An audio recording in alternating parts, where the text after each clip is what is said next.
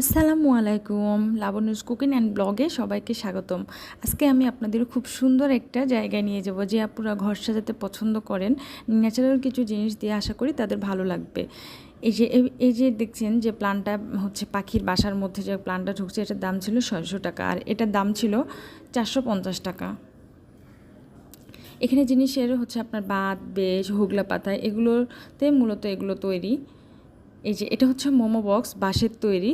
এই মোমো বক্সটার দাম ছিল 450 টাকা। খুব সুন্দর না বলুন?